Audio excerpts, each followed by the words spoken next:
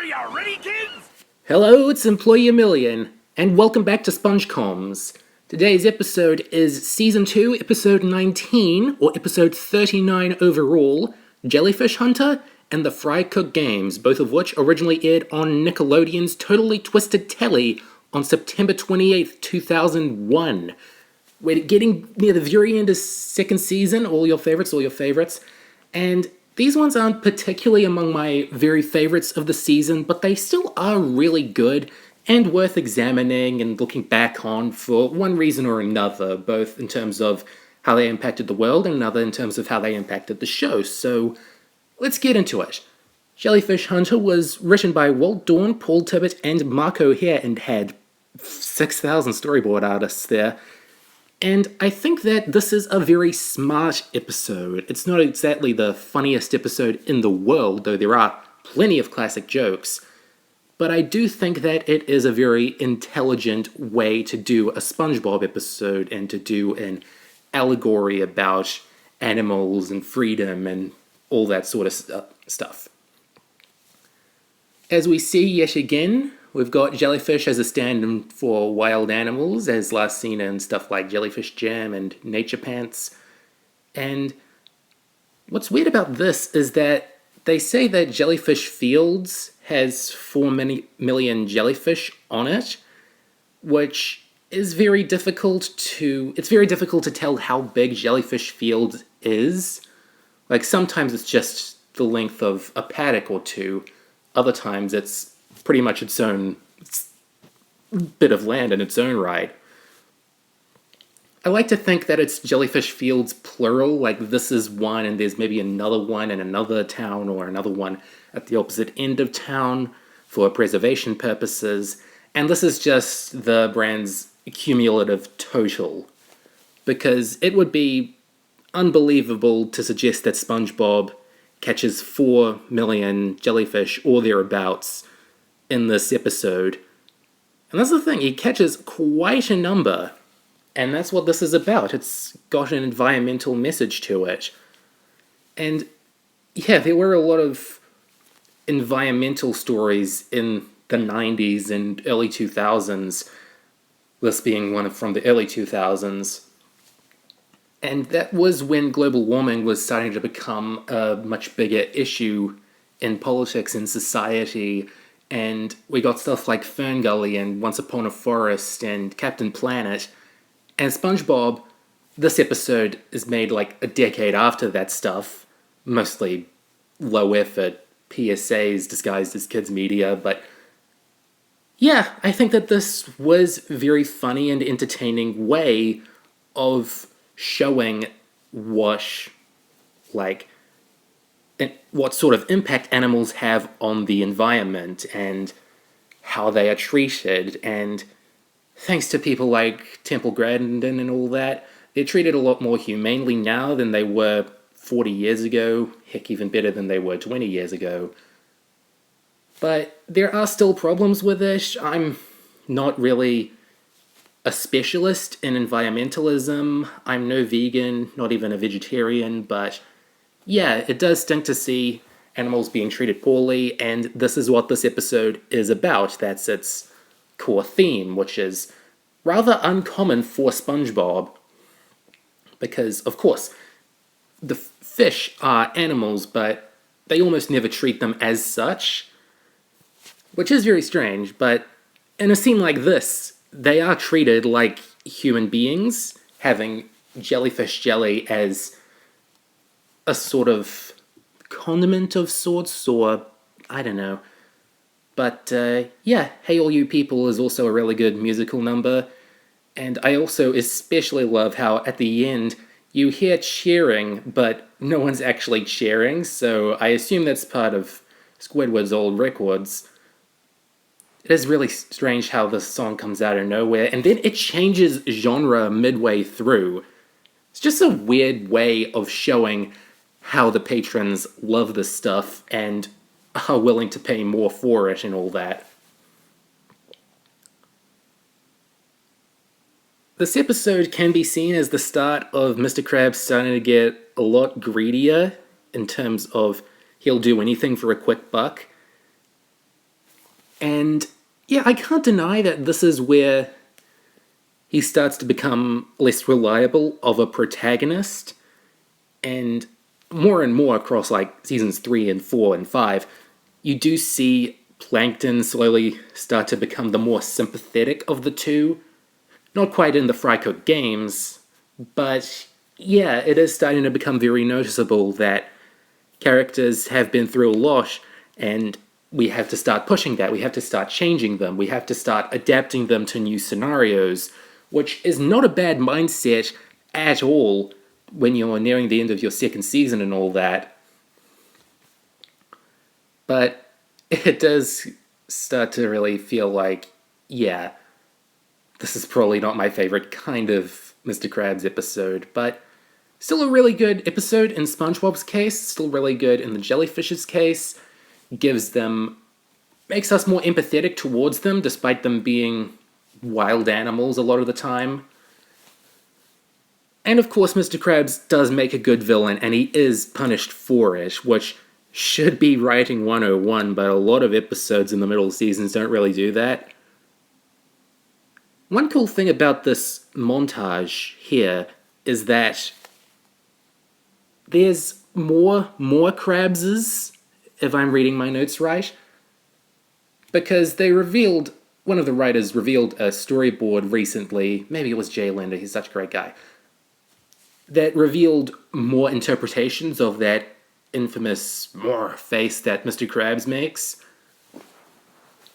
And I like how they just kept it at one. It sticks out a lot more, and maybe doing way too much would devalue one of the faces or make Mr. Krabs look too evil, even for what he's doing to the jellyfish. It's weird that we don't really see the factory or any hints of the factory until the last few scenes of the episode. However, it does succeed in keeping this from SpongeBob's perspective. He's turned this vocation into a vacation, or vacation into a vocation. Sorry, I've just still got square roots on my mind, yeesh. But, again, yeah, it shows it from SpongeBob's perspective, and he is enjoying it, he is overworked, and he's starting to get a little worried here.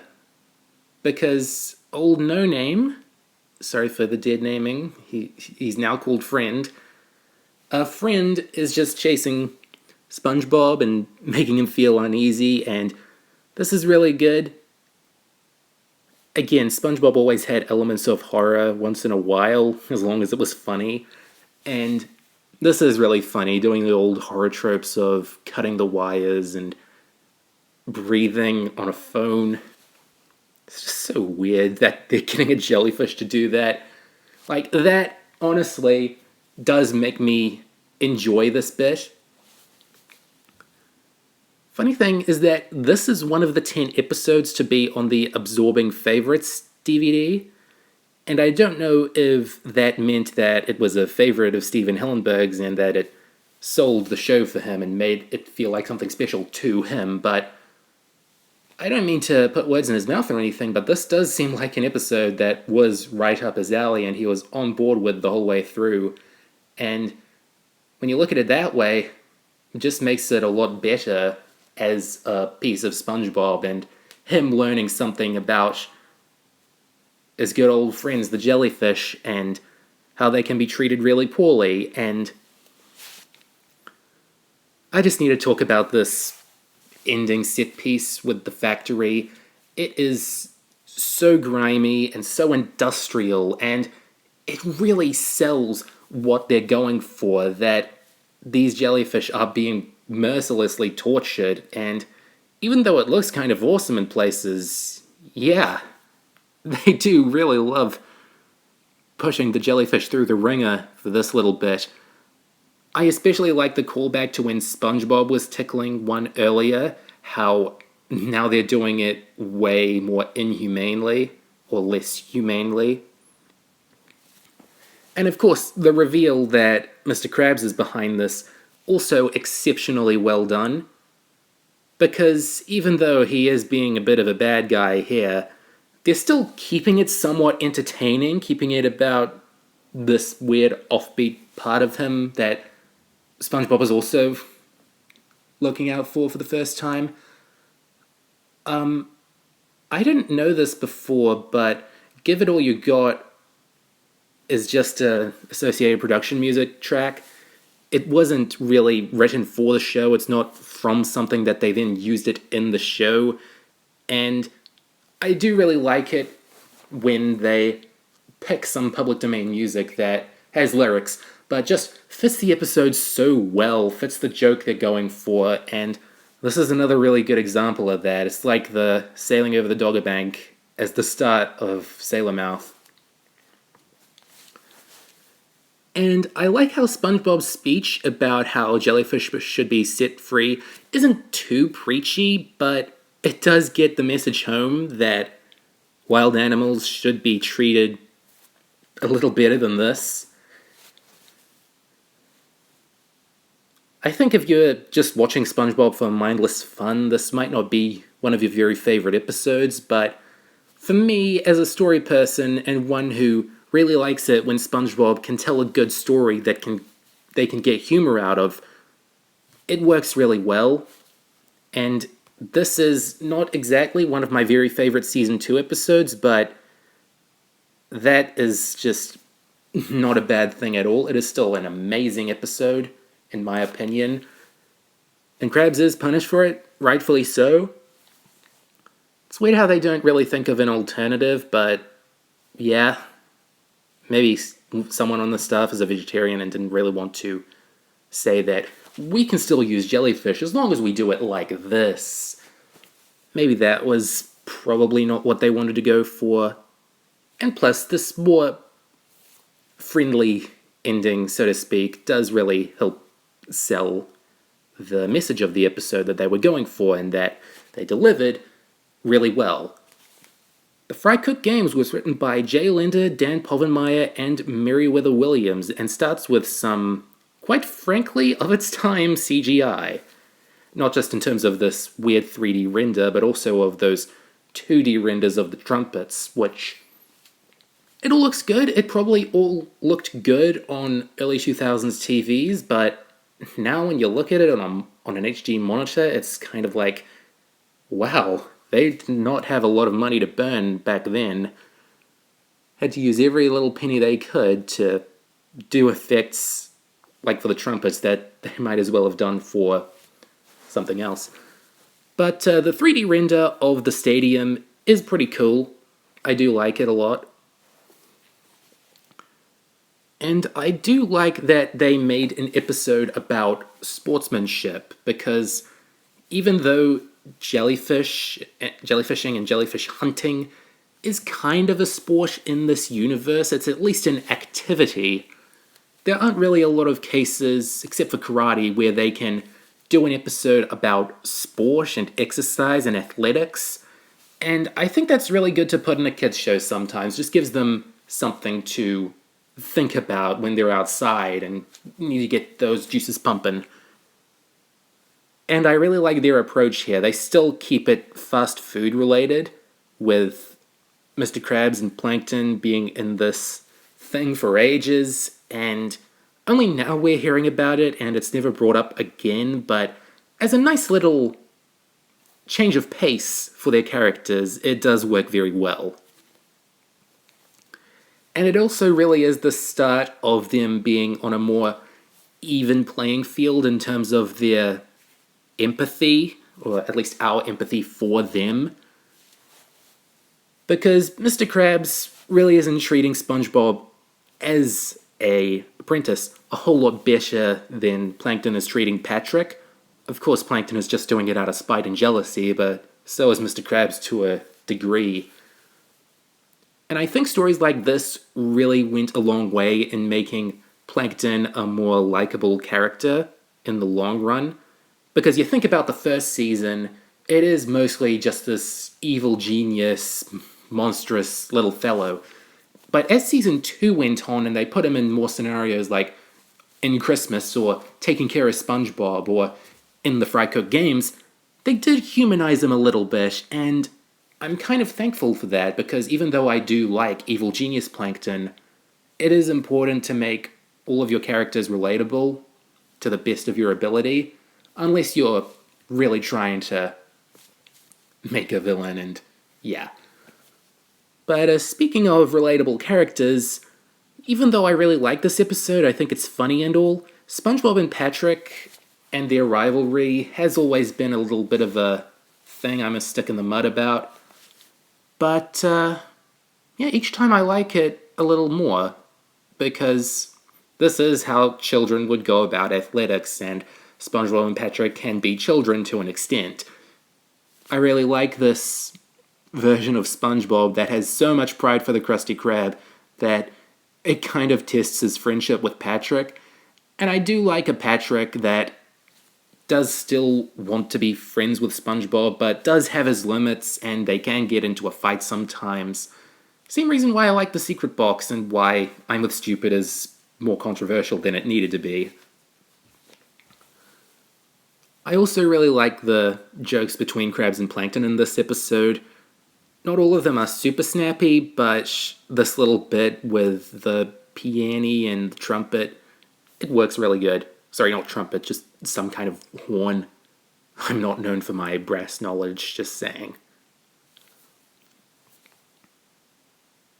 Also love that little pulley for Plankton, just to reaffirm that he's tiny and needs something like this. So, I hate to say this when I'm not even halfway through the episode, but I don't really have a whole lot to say about the Fry Cook Games, at this point in time, at the very least, because I've rattled off how I feel about the characters, and the rest of the appeal in this episode is mostly in the sports and the food jokes, or the food puns that they turn into sporting sequences, and that is all really good. I do really like where they take this episode, because they have like an Olympic dive, but it's all about ice cream, and they have a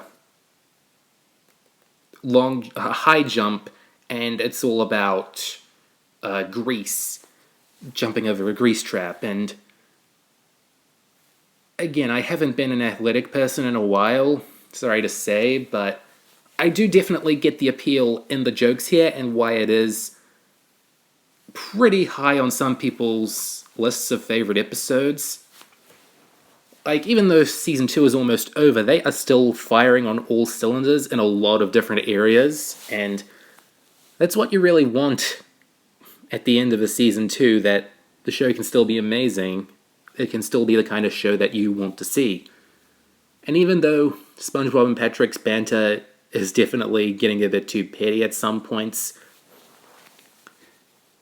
it still is the show that I want to see. It's still really funny. It's still really good at presenting a new idea and putting these incredibly versatile characters into it. Something else I want to bring up is the wrestling scene at the end, and how that is like Rockabye Bivalve in some ways, in that it's also kind of this thing that some people pointed to back in the day and said, this is why SpongeBob and Patrick are romantic partners. And yeah, I mean, if you want to have that interpretation, by all means. I mean, I think that you can believe or even be whatever you want as long as you're comfortable with yourself and not hurting others. I am all about that. I'm not exactly on the LGBT spectrum, but I am definitely all for that, as long as you're being kind and a good person about it, which a lot of people are, and that's good. And I'm kind of happy that SpongeBob, intentionally or not, introduced a lot of people to this idea that, like, men can be this, I guess, proud to be in a more deep partnership, and that's more explicit in Rockabye Bivalve, where it is more of a joke. But in the Fry Cook Games, when it's two muscly men going at it, yeah, I can kind of see why people thought about homosexuality a little differently. This went completely off the rails, and I apologize if I'm making anyone uncomfortable, but I am just really happy that this episode has done some good for the world. It's not something you can say about every single SpongeBob episode, so might as well say it while you can. Yeah, that was also a really dark joke earlier about the fish in the stand being turned into actual fish sticks. But I like it. I also really like the use of Jungle Love for just this really quick montage of SpongeBob and Patrick doing all this other sporting related stuff. It's really nice. Though I would have wished that they'd put more attention into some of that stuff, like them in the dancing contest, whatever that was, and the high jump and the spatula race. But I am kind of happy with the thing that they settle on being a wrestling match, because it is easily the one that can get the most violent and ugly, but it is still very cartoonish. SpongeBob and Patrick are just having a really big tiff, and it does end on a sweet note. I don't personally think that SpongeBob and Patrick like each other, but they are really good friends, and they do showish in their own eccentric ways, and yeah, I think that's what the end of this episode is about. And even though it is within the last 20-30 seconds, and the pink and yellow imagery is a little on the nose, and it's kind of unsatisfying on Mr. Krabs and Plankton's part, though they kind of deserved it, it is a really nice way to end the episode. And of course, this little bit coming up of SpongeBob doing the unthinkable and rubbing out part of Patrick's name tag. That is probably the most famous scene of the episode in terms of jokes, and I really can't see why it doesn't deserve to be. Though, strangely, when you look at the storyboard, it was originally supposed to pan out instead of being just a static wide shot. I don't know why they changed it. That would have looked pretty cool. Maybe they just didn't want to risk more out of bounds looking stuff like in Welcome to the Chumbuck and Band Geeks, but yeah, it still looks really good either way, and I am still appreciative that Jay Linder and even Dan Povenmire sometimes do still share some stuff about these episodes that they worked on. Like, Jay Linder said that there was a bit that Dan Povenmire worked on in this wrestling scene, but Dan fired back and said, "I thought you worked on that." It's good cooperation, and that's good about an episode that ends with the message of you can enjoy sports but still be good friends with your rivals. I think that's really nice. And that was Jellyfish Hunter and the Fry Cook Games. Sorry for getting a little TMI a bit there, but you never know when that sort of thing will strike, and you'll need to talk about it and share your own perspective and some others' perspectives on how they felt about it, which is nice to still do with a show like SpongeBob. My question of the week for you this week is, what is your favorite Krabs and Plankton rivalry episode? There are plenty of good ones. My personal favorite is Roller Cowards because of the way it ends and the way it set itself up, but I'm interested to hear yours. Question of the week last week was, would you buy a piece of art from Squidward? Dashell Rose would said she'd buy the oppression art from the masterpiece just to make Squidward feel better. That's nice. Jack McGinn, honestly I wouldn't buy one. Sailor Mouth's my favorite episode. Good choice. Rebel Friend, depends on the price. Super Seal, I wouldn't because I'm not a big fan of art, really. Fair enough. So, we've only got 2 more Season 2 episodes. We've got to get serious about our paychecks in Squid on Strike, and we got to get serious about the safety of Bikini Bottom in Sandy, SpongeBob, and the Worm. Goodbye for now.